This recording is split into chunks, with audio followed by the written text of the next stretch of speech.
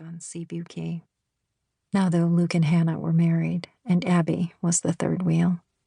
Or would be, if she reached out to them. She wasn't sure she wanted to be cast in the role that she'd forced Hannah into back then. Life had taught her that being witness to someone else's happiness could be incredibly painful. Besides, for the moment she was content just to be on her own, getting her feet back under her.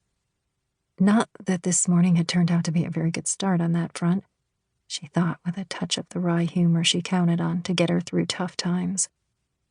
For a woman who'd been swimming since before she could walk, she was surprisingly inept in the water, apparently.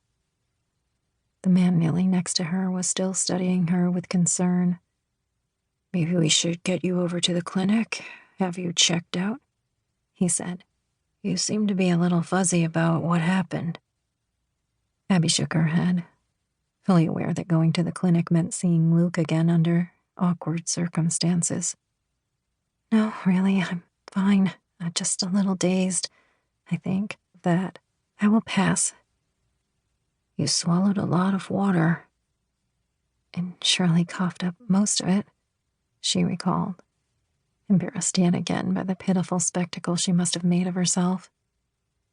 "I'd feel better if Doc Stevens took a look at you. My car's right up there on the road. I can have you there in a couple of minutes." "Seriously, no," she said more forcefully. This wasn't the way she wanted to see Luke again, bedraggled and half-drowned. Maybe he hadn't been put off by that 20-some years ago, but she still had a little pride left. She wanted to look her best when she finally crossed paths with Luke and Hannah. She needed them to know that coming home had been a choice, not a necessity. "I live right over there," she said, gesturing toward the house where she'd grown up. The sad sight was almost as much of a mess as she was. The yard overgrown with weeds and the house itself in desperate need of a lot of tender, loving care.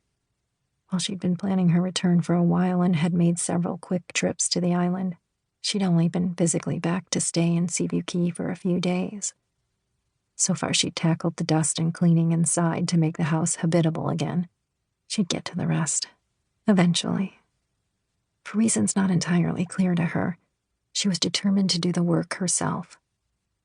Maybe she simply needed to get back to basics, remind herself of how little some of the luxuries she'd gotten used to really mattered. The man stood up and held out his hand to help her up. "Then I'll make sure you get to the house okay.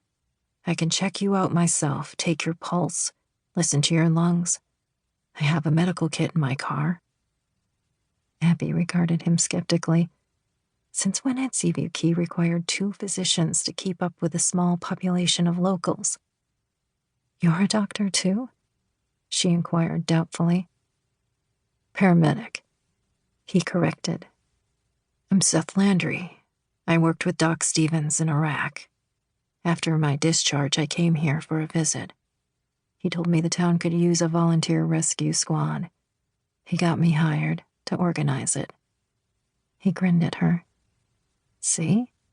I'm totally respectable. I'm not just trying to get my hands on you." Too bad, Abby thought to herself. For a few minutes there, she'd actually felt desirable again. Not like the pale shadow of the woman she'd once been before her marriage had sucked the life out of her. Seth slowed his steps to match hers as they walked across the sand and up the path to her house. At the bottom of the porch steps, worn smooth by decades of sandy feet, she stopped and lifted her gaze to his, noting with delight that though she was tall at 5'10", he was taller, at least 6'1" or 2. "See?" she said lightly.